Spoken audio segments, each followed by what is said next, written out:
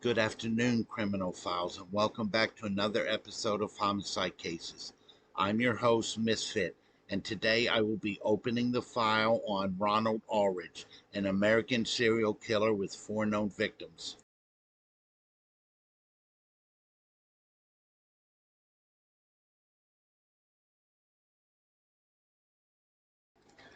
This case provides an expert level examination of the criminal trajectory and subsequent capital conviction of Ronald Allridge, a serial offender executed by the state of Texas. Ronald Allridge's case offers a detailed study in criminal recidivism, the complex interaction of severe mental illness with capital sentencing, and the stringent interpretations of mens rea requirements under Texas capital jurisprudence during the late 20th century.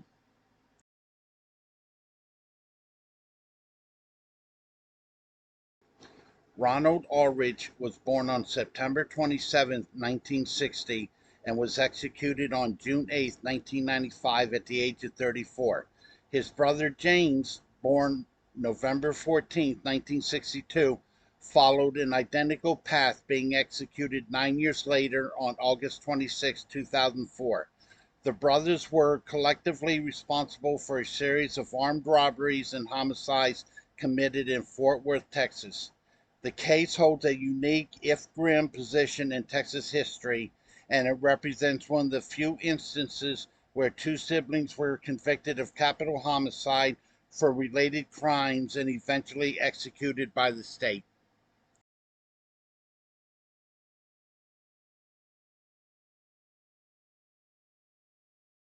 Ronald Allridge's criminal career spanned nearly a decade, starting in 1976 and culminating with his final offense in 1985. The core motive identified across his offenses was robbery. His documented span of crimes extended from April 12, 1976 through March 25, 1985, during which he was responsible for 4 victims, acting as an accomplice in at least one of these incidents. This history includes an initial conviction for homicide in 1977, followed by the capital homicide conviction in 1986 that led to his death sentence.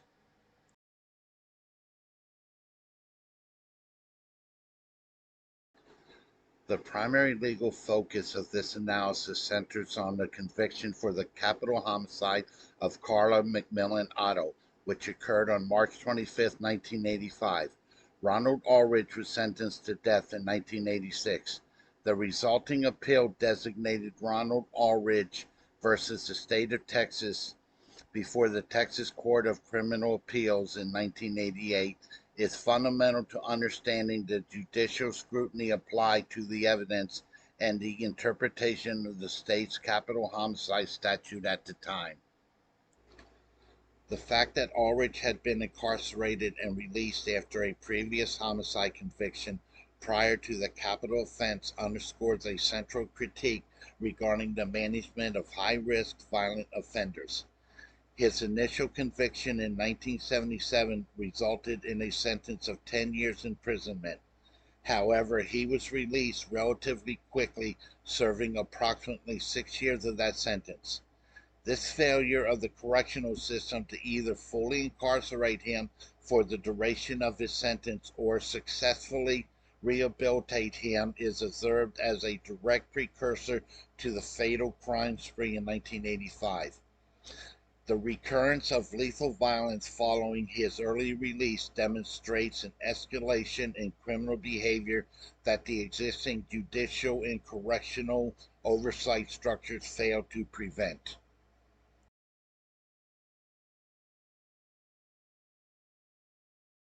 The foundation of Ronald Allridge's adult criminality can be traced through his childhood, his initial violent offense, and a critical documented mental health diagnosis that went unaddressed upon his return to society.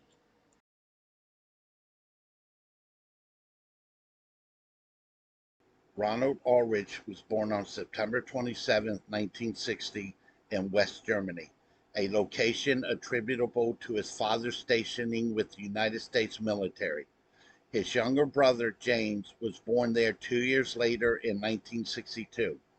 In 1969, the family relocated to the United States, settling in Fort Worth, Texas. They eventually resided at 2425 Ann Glen Drive, where the brothers shared an attic bedroom. During his time at O.D. Wyatt High School, Ronald was characterized by his gym teacher as being shy and quiet. This description stood in stark contrast to his younger brother James, who was notably more outgoing and was popular among students.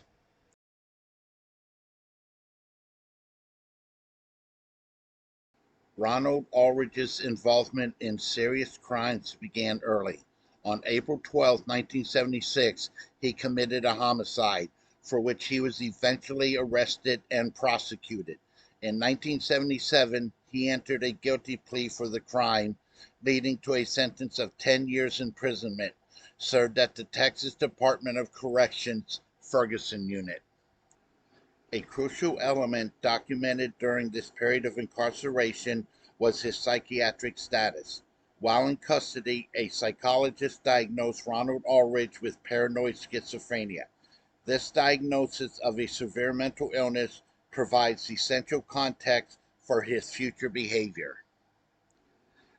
The description of Ronald as initially shy and quiet is markedly inconsistent with the history of spontaneous, deadly violence, suggesting that the underlying and untreated paranoid schizophrenia significantly influenced his psychological stability and manifested in impulsive aggression rather than calculated, premeditated criminal behavior.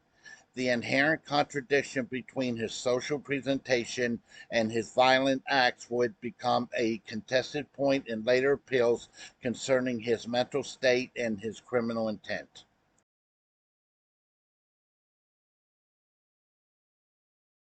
Despite the 1977 murder conviction and the documentation of paranoid schizophrenia, Ronald Allridge was released from the Ferguson unit in 1983, having served only approximately 6 years with no parole to be required. This release of an individual with a known history of lethal violence and a severe psychotic disorder without mandatory supervision constituted a crucial lapse in the criminal justice system's ability to manage high risk offenders. Following his release, Ulrich briefly held a job at a restaurant.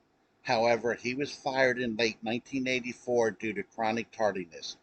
The failure to maintain structured employment, coupled with the lack of mandatory parole supervision, directly preceded the 2 month crime spree that commenced shortly thereafter, driven primarily by the motive of robbery. The inadequate supervision and treatment provided during his initial incarceration, followed by his unsupervised return to society, established a clear causal chain linking this systemic failure to the ensuing fatal violence.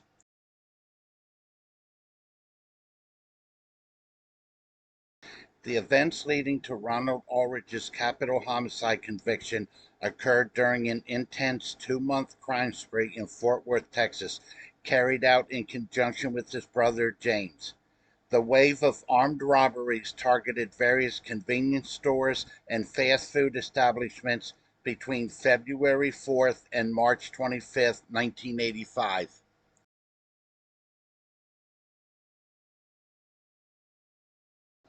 The brothers collaborated in their criminal enterprise.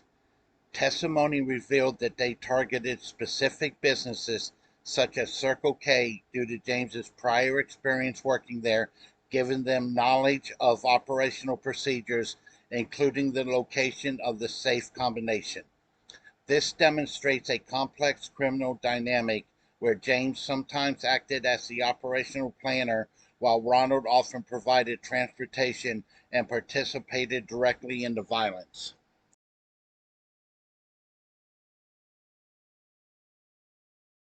The spree began with a fatal robbery attempt on February 4th, 1985.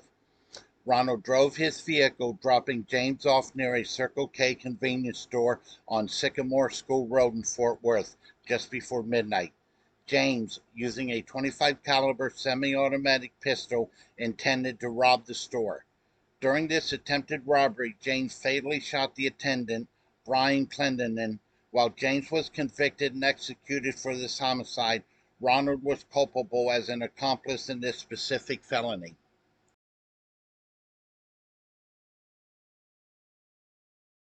The crime that resulted in Ronald Allridge's death sentence occurred approximately 7 weeks later. On March 25, 1985, around 12:30 a.m., Ronald and two other males entered a Whataburger restaurant on Sycamore School Road in Fort Worth. Ronald Allridge was armed with a shotgun. Eyewitness testimony detailed the immediate and shocking nature of the violence. Kerry Jacobs, a customer, testified that he heard a loud blast and saw three men enter. The man carrying the shotgun, identified as Ronald Allridge, immediately threw a black bag at Carla McMillan Otto, the deceased, issuing the command, "Fill it up, bitch." The bag fell to the ground, and critically, before the deceased could say anything, the man shot her. The victim sustained a shotgun injury measuring 1 3/8 inches in diameter to the center of her chest. Forensic analysis indicated the weapon was fired from a close range, estimated to be between 4.5 to 15 feet. The wound tract lacerated the right atrium of the heart, causing death by hemorrhagic shock. The instantaneous killing, occurring before the victim could even comply with the robbery demand, represents a clear escalation in predatory violence compared to other felony homicide cases. This suggests extreme impulsivity of a preemptive intent to kill, factors that could be connected to his documented mental health condition. Ronald was apprehended shortly afterwards walking along Old Mansfield Highway, still in possession of the firearm used in the commission of the crime.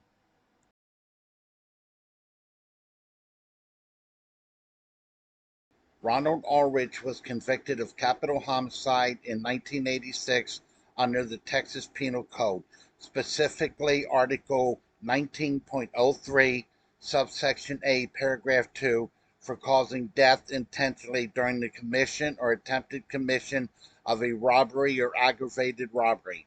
The death penalty was assessed by the court after the jury returned affirmative findings to the special issue mandated by Article 37.07, subsection B, paragraph 1 and 2 of the VACCP.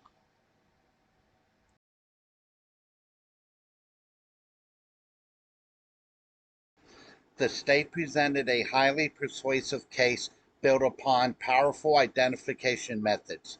Eyewitness Kerry Jacobs identified Ronald Allridge as the individual who wielded the shotgun and shot Otto, both at the police lineup conducted the day after the offense, March 26, 1985, and again in open court.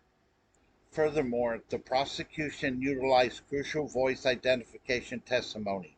Melvin Adams, a Whataburger employee working the night shift, recognized the appellant's voice, giving the demand, "Put everything you have in the bag," or something like that. This identification was uniquely powerful because Adams and Ulrich had previously been co-workers at Domino's Pizza, allowing Adams to recognize the voice immediately and confirming his identity as he fled the restaurant. The combination of visual identification by one witness and the auditory confirmation by a former colleague made the state's case highly robust regarding the perpetrator's identity.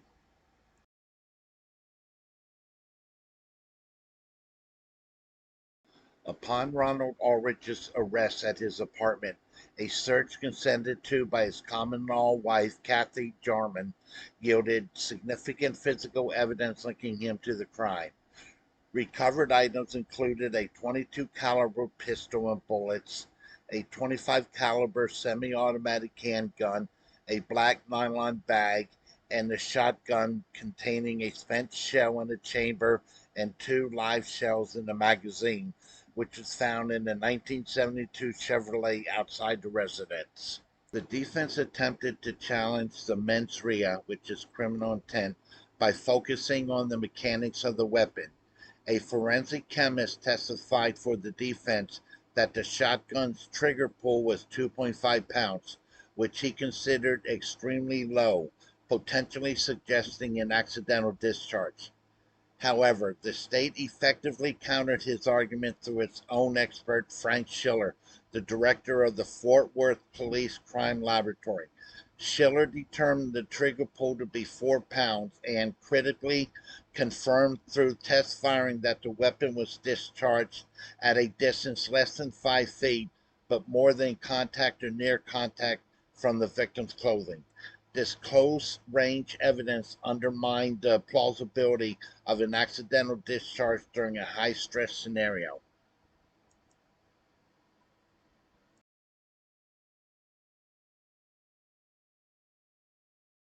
Pivotal point in the trial concerned the exclusion of Ronald Allridge's second written statement made on the day of his arrest. In this statement, Allridge claimed that he shot the victim after panicking, stating, "Someone shot the window out, and when they did, I panicked and shot the girl seated in a booth." The defense attempted to introduce this statement, arguing it was offered not for the truth of its contents, for example, that he shot her, but rather to demonstrate a lack of specific intent to kill, that the shooting was an impulsive reaction to panic, thereby reducing the charge from capital homicide, which is intentional killing during a felony, to felony homicide. The trial court rejected this maneuver, ruling that the statement was self-serving hearsay and thus inadmissible for the defense, particularly because the state would be unable to cross-examine the narrative of panic.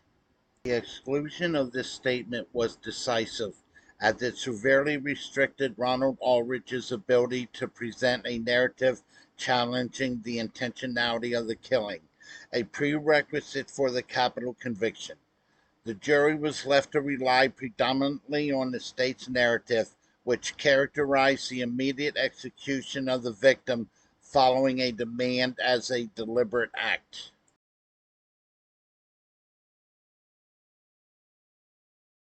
The conviction and death sentence was appealed to the Texas Court of Criminal Appeals, which issued its opinion on Ronald Allridge Appellate v. the State of Texas Appellee, number 69592, on May 11, 1988. The appeal raised 22 points of error, including significant challenges to the definition of capital homicide under state law.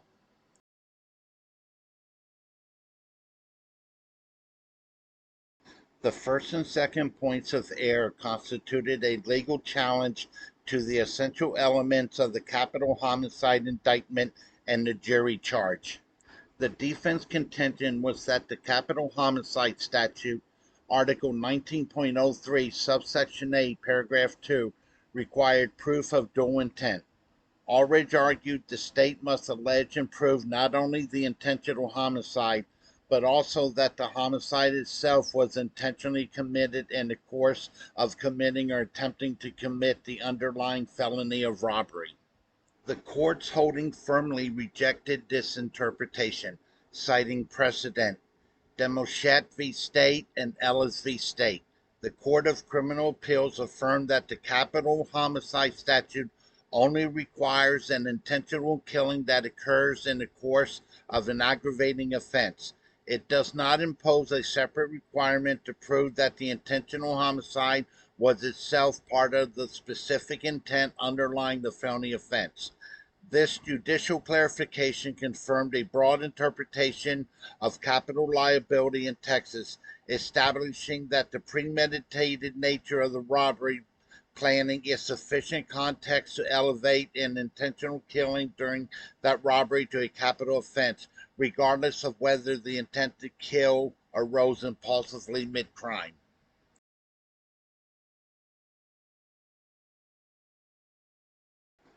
The third point of error directly challenged the trial court's ruling to exclude Allridge's second written statement claiming he panicked. The defense maintained that the statement should have been admitted to negate intent, asserting it was an admission against interest. The court upheld the exclusion, reiterating that the statement constituted inadmissible, self-serving hearsay when offered by the defense. This decision solidified the limitations on introducing a defendant's own self-exculpatory narrative without subjecting it to cross-examination, reinforcing the trial court's affirmation of intentionality.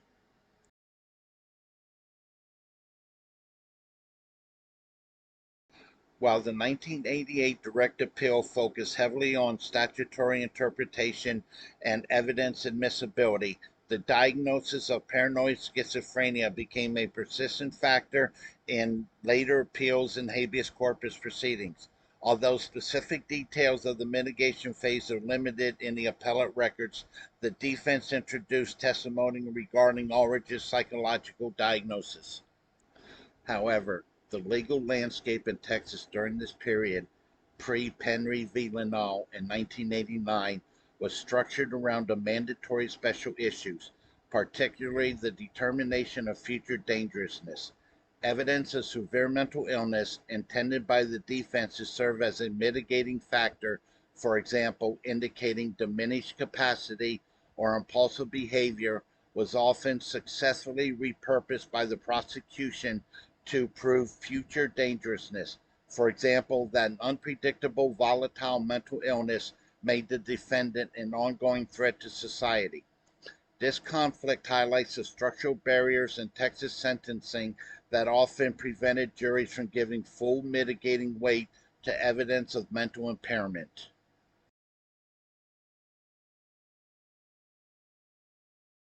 The execution of both Ronald and James Allridge for homicides committed during the same 1985 spree warrants a criminological comparison, revealing distinct post-conviction trajectories despite their shared criminal past.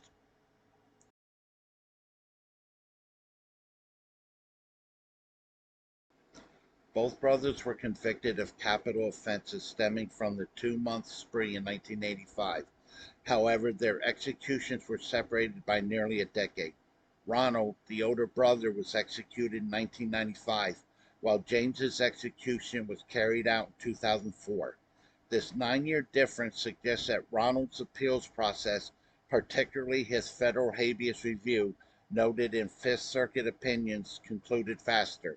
The strong evidentiary foundation in the Otto homicide, featuring dual eyewitness identification, voice recognition, and forensic confirmation of a close-range, immediate shooting, likely rendered his conviction more legally certain, leading to a quicker affirmation of the death sentence.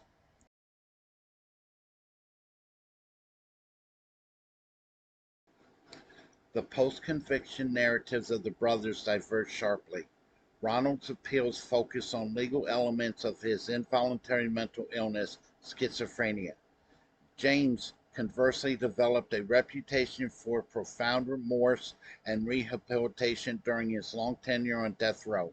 James Allridge's 2004 clemency plea garnered significant support from 4 of his original jurors, 2 former death row prison guards, a former employer, and even murder victims' family members, demonstrating demonstrable change. The contrast in their mitigating factors is significant. Ronald's mitigation was an immutable psychiatric condition, schizophrenia, while James's was voluntary positive behavioral change or rehabilitation. Despite strong evidence of rehabilitation in James's case and documented mental illness in Ronald's case, both failed to secure clemency from the Texas State Board of Pardons and Paroles. This consistency underscores the stringent and often insurmountable nature of the clemency process in Texas during this era, which, barring certain legal requirements like mental retardation, seldom recommended commutation.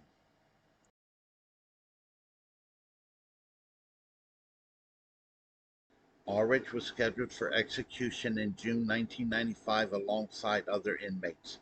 The final appeal for clemency was directed to the Texas Board of Pardons and Paroles.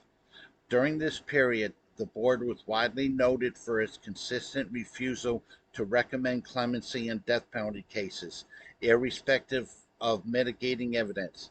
The governor of Texas at the time could only commute a sentence upon receiving a favorable recommendation from the board. Allridge's execution proceeded without any intervention, confirming the judicial system's finality in his case.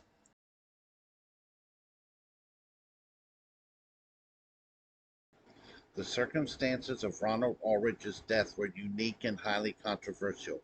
While official records state he declined to make a formal last statement, his final action was a potent physical rejection of the state's authority.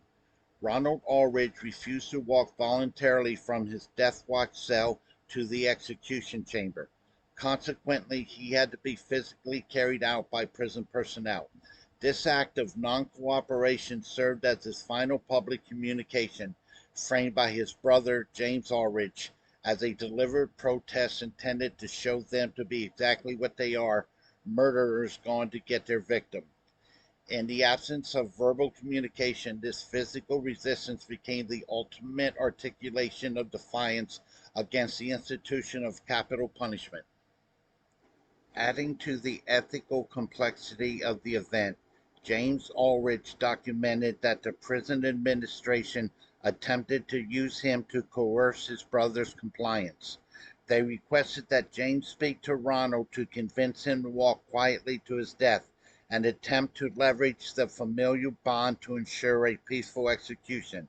James rejected this request, viewing the administration's action as an act of pure torture designed to control the decorum of the execution by manipulating the relationship between the two brothers.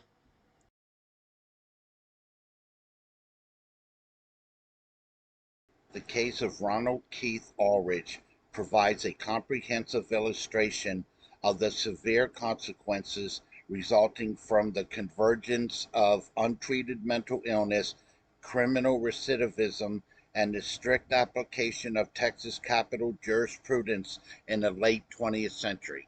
Ronald Allridge's life history, defined by an initial homicide conviction, a diagnosis of paranoid schizophrenia, and a swift, unsupervised release in 1983, represents a crucial failure in the correctional and mental health support system designed to protect public from high-risk offenders. This systemic negligence directly enabled the 1985 crime spree that culminated in the capital homicide of Carla McMillan Otto. Judicially, the Allridge v. State appeal cemented key precedents regarding the standard of capital liability in Texas. By rejecting the dual intent argument and upholding the exclusion of the panic statement as self-serving hearsay, the Texas Court of Criminal Appeals maintained a stringent standard that focused narrowly on the intentionality of the killing act during the commission of an underlying felony. This judicial rigidity significantly limited the defense's ability to introduce arguments concerning impulse or diminished capacity related to his mental illness. Finally, the non-cooperative nature of Allridge's execution, where he was physically restrained and carried to the execution chamber, underscores the persistent ethical dilemma surrounding the capital punishment of individuals with documented severe mental illness.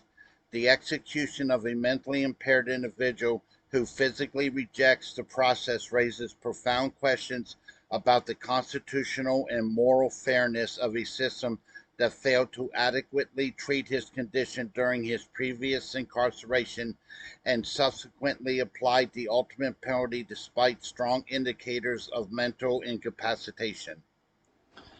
This concludes another episode of Homicide Cases as I close the file on Ronald Allridge. Join me next time when I will be opening a file on Robert Alston. This is Misfit signing off, and as always, stay safe.